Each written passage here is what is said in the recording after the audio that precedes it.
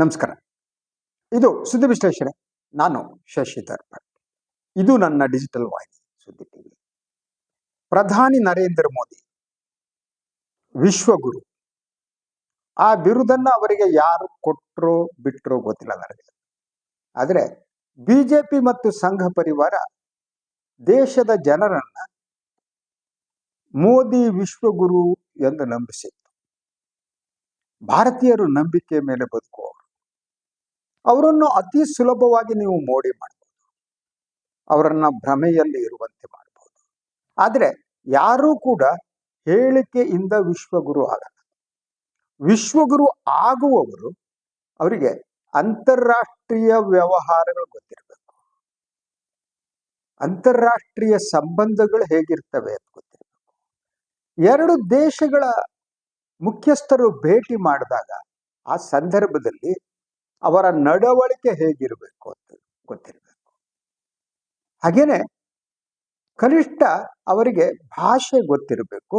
ಆ ಭಾಷೆ ಒಂದೊಮ್ಮೆ ಗೊತ್ತಿಲ್ಲದಿದ್ರೆ, ಫಾರ್ ಎಕ್ಸಾಂಪಲ್ ಇಂಗ್ಲಿಷು ಫ್ರೆಂಚ್ ಗೊತ್ತಿರಲ್ಲ, ಒಬ್ಬ ಟ್ರಾನ್ಸ್ಲೇಟರ್ನ ಇಟ್ಟುಕೊಂಡು ಅದನ್ನ ಅದು ತಪ್ಪಲ್ಲ. ವಿಶ್ವದ ಬಹಳ ನಾಯಕರು ಮಾಡ್ತಾರೆ. ಈಗ ಮೂಲ ಪ್ರಶ್ನೆಗೆ ಬರೋದಕ್ಕೆ ಕಾರಣ ಪ್ರಧಾನಿ ನರೇಂದ್ರ ಮೋದಿಯವರ 5 ರಾಷ್ಟ್ರಗಳ ಪ್ರವಾಸ. ಈ ಪ್ರವಾಸ ಯಶಸ್ವಿನೇ. ನಾವು ನಿಷ್ಕಲ್ಮಶ ಮನಸ್ಸಿನಿಂದ ನೋಡಬೇಕು ನಡೆದಂಥ ಘಟನಾವಳಿಗಳಲ್ಲಿ ಏನು ಅಂತ.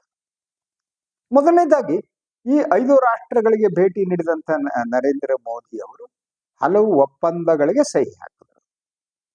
ಅದೊಂದೇ ಮುಖ್ಯ ಅಲ್ಲ, ಮಾಧ್ಯಮಗಳ ಎದುರು ಹೇಗೆ ನಡೆದುಕೊಂಡ್ರು, ಏನು ಶಿಷ್ಟಾಚಾರ ಅನ್ನೋದಿರುತ್ತಲ್ಲ, ಆ ಶಿಷ್ಟಾಚಾರದ ಅರಿವು ಪ್ರತಿ ದೇಶದ ಮುಖ್ಯಸ್ಥರಿಗೂ ಇರಬೇಕು. ಸಾಧಾರಣವಾಗಿ 2 ದೇಶಗಳ ಮುಖ್ಯಸ್ಥರು ಒಪ್ಪಂದಗಳ ಸಹಿ ಹಾಕಿದ ಮೇಲೆ ಅವರು ಸುದ್ದಿಗಾರರ ಪ್ರಶ್ನೆಗಳಿಗೆ ಉತ್ತರ ಕೊಡಬೇಕು. ತಪ್ಪಿಸಿಕೊಂಡು ಓಡಿ ಹೋದರೆ ಅವರು ಯಾವ ದೇಶವನ್ನ ಪ್ರತಿನಿಧಿಸ್ತಾರೋ ಆ ದೇಶಕ್ಕೆ, ಅಲ್ಲಿನ ಜನರಿಗೆ ಮಾಡುವ ಅಪಮಾನ. ಅದರ ಜೊತೆಗೆ ಅವರು ಯಾವ ಹುದ್ದೆಯನ್ನ ಅಲಂಕರಿಸಿರ್ತಾರೆ ಆ ಹುದ್ದೆಗೆ ಮಾಡುವ ಅಪಮಾನ.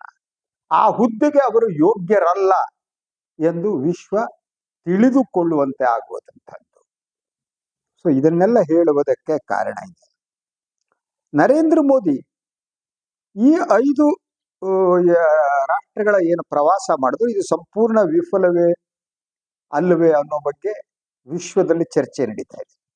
ಕೆಲವರು ವಿಫಲ ಅನ್ಬೋದು, ಕೆಲವರು ಅಲ್ಲ ಅನ್ಬೋದು. ಆದರೆ ಭಾರತಕ್ಕೆ ಮುಜುಗರ ಆಗುವಂತ ಒಂದು ಘಟನೆ ನಡೆದೋಯ್ತು. ಅದಕ್ಕೆ ಹೊಣೆಗಾರರು, ಜವಾಬ್ದಾರಿ ಬೇರೆ ಯಾರು ಅಲ್ಲ, ಪ್ರಧಾನಿ ನರೇಂದ್ರ ಮೋದಿ ಅವರು. ಅದೇನು? ನಾರ್ವೆ ಪತ್ರಕರ್ತೆ ಹೆಲ್ಲಿ ಲ್ಯಾಂಗ್ ಅವರು ಮೋದಿ ಅವರಿಗೆ ಒಂದು ಪ್ರಶ್ನೆಯನ್ನು ನೇರವಾಗಿ ಕೇಳಿದ್ರು. ಭಾರತದಲ್ಲಿ ಮಾಧ್ಯಮ ಸ್ವಾತಂತ್ರ್ಯ ಕುಗ್ತಾ ಇದೆ ಅಂತ ಆರೋಪದ ಬಗ್ಗೆ, ಹಾಗೇನೆ ಮಾನವ ಹಕ್ಕುಗಳ ಏನಿದೆ, ಭಾರತದಲ್ಲಿ ಮಾನವ ಹಕ್ಕುಗಳ ಉಲ್ಲಂಘನೆ ಆಗ್ತಾ ಇದೆ, ಆ ಬಗ್ಗೆ ಪ್ರಶ್ನೆ ಕೇಳಿದ ಈ ಪತ್ರಕರ್ತೆ, ನೀವು ವಿಶ್ವದ ಅತ್ಯಂತ ಸ್ವತಂತ್ರ ಪತ್ರಿಕೋದ್ಯಮದ ದೇಶದ ಪತ್ರಕರ್ತರ ಪ್ರಶ್ನೆಗಳಿಗೆ ಉತ್ತರಿಸಲು ಯಾಕೆ ಮುಂದೆ ಬರುವುದಿಲ್ಲ? ಇದು ಭಾರತದ ಜನತಂತ್ರವನ್ನ ಪ್ರಶ್ನಿಸಿದಂತೆ, ಭಾರತದ ಮಾಧ್ಯಮ ಸ್ವಾತಂತ್ರ್ಯವನ್ನ ಪ್ರಶ್ನಿಸಿದಂತೆ, ಮತ್ತು ಭಾರತದಲ್ಲಿರುವ ಮಾಧ್ಯಮ ಹೇಗೆ ಗೋಧಿ ಮೀಡಿಯಾ ಆಗಿ ಕೇವಲ ಬಟ್ಟಂಗಿತನದಲ್ಲಿ ನಿರತವಾಗಿದೆ ಅನ್ನೋದನ್ನ ಇದು ಎಕ್ಸ್ಪ್ರೆಸ್ ಮಾಡುತ್ತೆ. ಇದು ಕೇವಲ ನಾರ್ವೆ ಪತ್ರಕರ್ತೆ ಹೆಲೆ ಲಿಂಗ್ ಅವರ ಮಾತು ಮಾತ್ರ ಅಲ್ಲ. ವಿಶ್ವದ ಬಹುತೇಕ ದೇಶಗಳ ಪತ್ರಕರ್ತರು ಭಾರತದಲ್ಲಿ ಏನು ಮಾಧ್ಯಮ ಸ್ವಾತಂತ್ರ್ಯವನ್ನ ಕತ್ತು ಹಿಸುಕಿ ಕೊಲ್ಲಲಾಗಿದೆ ಅಂತ ಹೇಳ್ತಾರೆ. ಇಲ್ಲಿ ಸ್ವಾತಂತ್ರ್ಯ ಅನ್ನುವುದೇ ಇಲ್ಲ, ಇದು ಕೇವಲ ಬಟ್ಟಂಗಿತನ ಅನ್ನೋದಿದೆ.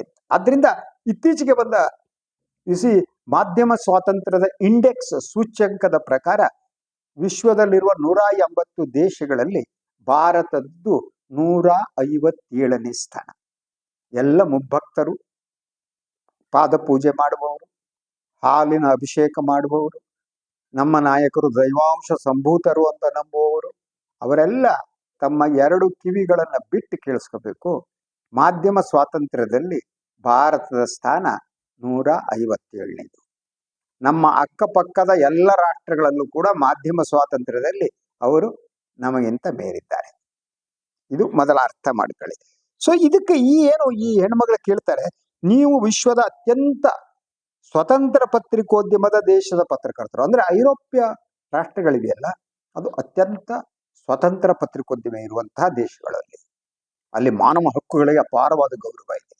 ಅಂತಹ ರಾಷ್ಟ್ರದ ಪತ್ರಕರ್ತರನ್ನ ಕೇಳಿದ್ರೆ, ಇದು ಮಾಡಿದ್ರೆ ಯಾಕೆ ಉತ್ತರ ನೀಡಲ್ಲ? ಮೋದಿಜಿ ಮಾತನಾಡಲಿಲ್ಲ. ಅದು ಕೇವಲ ಒಂದು ಇಲೆಕ್ಷನ್ ಪ್ರಚಾರ ಸಭೆ ಆದ್ರೆ ಮೋದಿಜಿ ಮಾತಾಡ್ತಿದ್ರೇನು? ಅದು ಇಲೆಕ್ಷನ್ ಪ್ರಚಾರ ಸಭೆ ಅಲ್ಲ.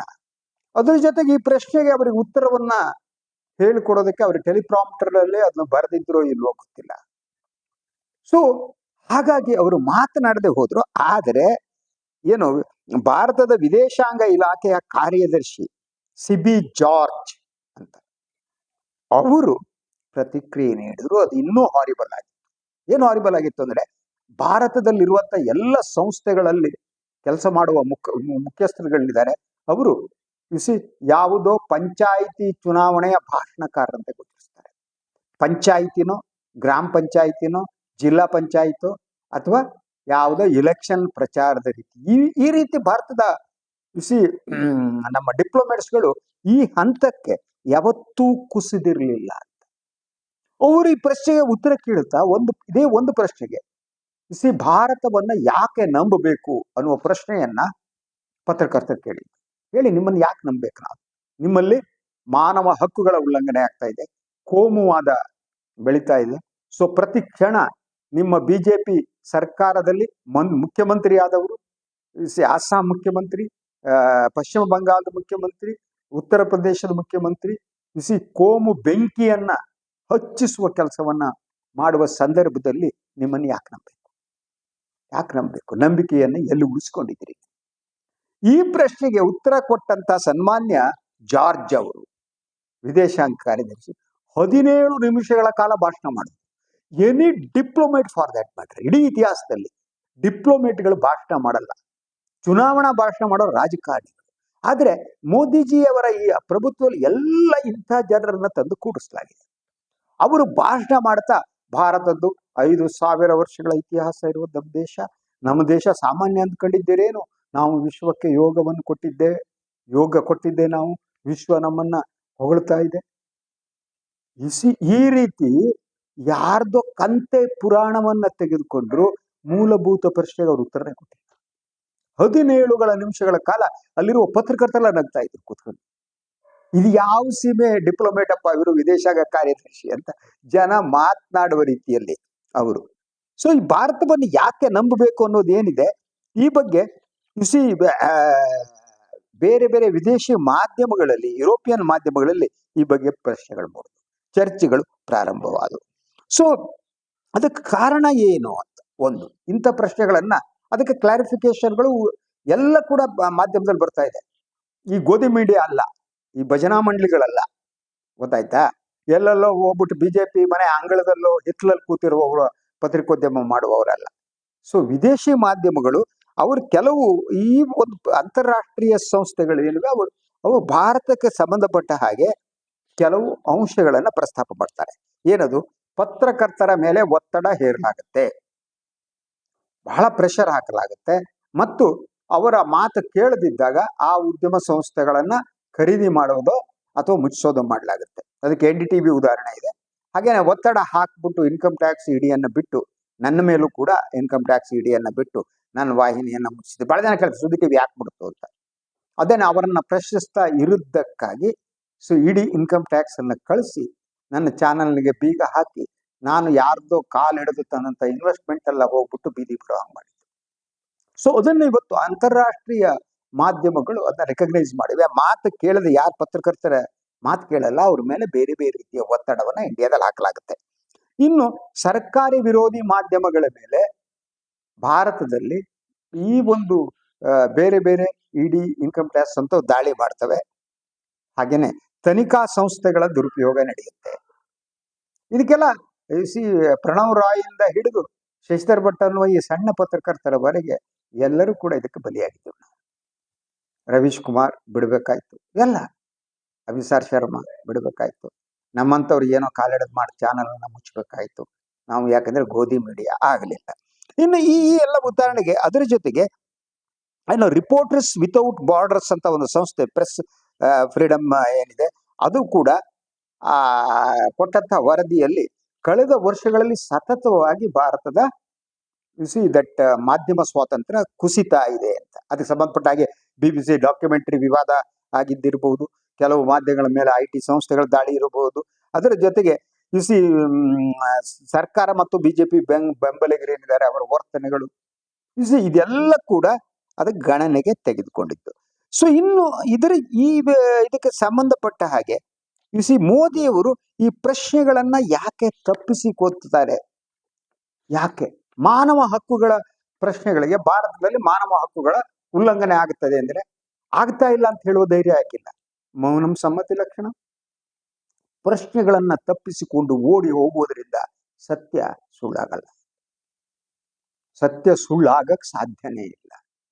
ಮೋದಿಜಿ ಈ ಪ್ರಶ್ನೆಗಳಿಗೆ ಉತ್ತರ ಕೊಟ್ಟಿಲ್ಲ ಅನ್ನುವ ಕಾರಣಕ್ಕೆ, ಅಥವಾ ವಿದೇಶಾಂಗ ಕಾರ್ಯದರ್ಶಿ ಮನಸ್ಸಿಗೆ ಬಂದಾಗೆ ಯಾವುದೋ ಪ್ರವಚನ ಮಾಡಿಬಿಟ್ರೆ ವಿದೇಶಿ ಮಾಧ್ಯಮಗಳು ನಂಬಲ್ಲ, ನಗುತ್ತಾರೆ ಅಷ್ಟೇ, ನಗೆ ಪಾಟ್ಲಿಗೆ ಅಷ್ಟೇನೆ. ಈಗ ನೀವು ಕೇಳಿ BJP-ಯವರಿಗೆ ಇದಕ್ಕೆಲ್ಲ ಕಾರಣ ಜವಾಹರ್ಲಾಲ್ ನೆಹರು ಅಂತಾರೆ. ಯಾಕಪ್ಪ ಮಾನ ಮರ್ಯಾದೆ ಹೋಯ್ತು ಏನು? ನಮ್ಮ ವಿಶ್ವಗುರು ಅದೆಲ್ಲ ಇಲ್ಲ, ನೆಹರು ಮಾಡಿದ್ಪ ಅಂತ ಆ ಲೆವೆಲ್ಲು ಬಂದು ಕುಳಿತಿದೆ. ಸೊ ಈಗ ಅಂತಾರಾಷ್ಟ್ರೀಯ ಮಟ್ಟದಲ್ಲಿ ಈ ನಡೀತಿರುವ ಚರ್ಚೆ ಏನಿದೆ, ಬಹಳ ಕೆಲವು ಪ್ರಶ್ನೆಗಳ ಮೇಲೆ ಚರ್ಚೆ ನಡೀತಾ ಇದೆ. ಒಂದು, ಮಾಧ್ಯಮ ಸ್ವಾತಂತ್ರ್ಯ ನಿಮ್ಗೆ ಹೇಳಿದಾಗ ಭಾರತದಲ್ಲಿ ಕುಸಿತಾ ಇದೆ ಅನ್ನೋದ್ರ ಬಗ್ಗೆ. ಸರ್ಕಾರ ವಿರೋಧಿ ಧ್ವನಿಗಳಿಗೆ ಒತ್ತಡ ಹೇರಲಾಗ್ತದೆ. ಅದು ಈ ಸರ್ವಾಧಿಕಾರಿ ವ್ಯವಸ್ಥೆಯಲ್ಲಿ ಮಾತ್ರ, ಜನತಂತ್ರ ವ್ಯವಸ್ಥೆಯಲ್ಲಿ ಅಲ್ಲ. ಸೊ ನಡೀತಾ ಇದೆ ಅಂತ ಹೇಳಿ. ಸೊ ಯುರೋಪಿಯನ್ ಮತ್ತು ಅಮೆರಿಕದ ಮಾಧ್ಯಮಗಳು ಏನಿವೆ, ಅದು ಪ್ರಜಾಪ್ರಭುತ್ವ ಏನಿದೆಯಲ್ಲ, ಅದು ಭಾರತ ಪ್ರಜಾಪ್ರಭುತ್ವದ ದುರ್ಬಲ ಲಕ್ಷಣವನ್ನ ಹೊಂದಿದೆ ಅಂತ ಬರೀತಾ ಇದ್ದಾರೆ.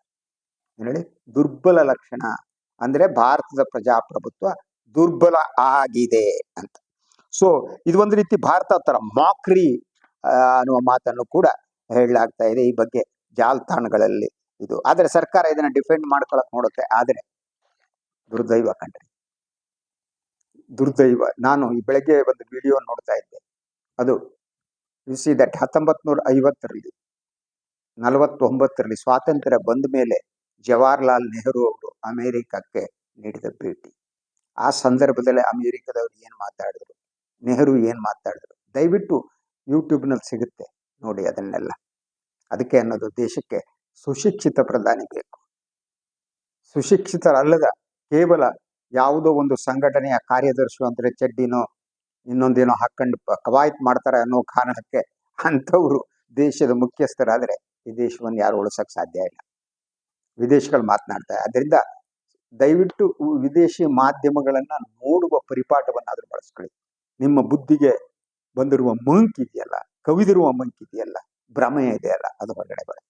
ಇದು ಇವತ್ತಿನ ಸುದ್ದಿ ವಿಶ್ಲೇಷಣೆ. ಇನ್ನೊಂದು ವಿಚಾರದಾಗ ಮತ್ತೆ ಬರ್ತೀನಿ. ನಾನು ವೈನ್ ಲೈಕ್ ಮಾಡಿ, ಸಬ್ಸ್ಕ್ರೈಬ್ ಮಾಡಿ, ಬೆಲ್ ಐಕಾನ್ ಪ್ರೆಸ್ ಮಾಡೋಕೆ ಮರಿಬೇಡಿ. ಹಾಗೆಯೇ ಸಾಧ್ಯ ಆದರೆ ಸಹಾಯ ಮಾಡಿ ಸ್ವತಂತ್ರ ಪತ್ರಿಕೋದ್ಯಮವನ್ನು ಉಳಿಸಿ ನನ್ನನ್ನು ಆಶೀರ್ವದಿಸಿ. ಎಲ್ಲರಿಗೂ ನಮಸ್ಕಾರ.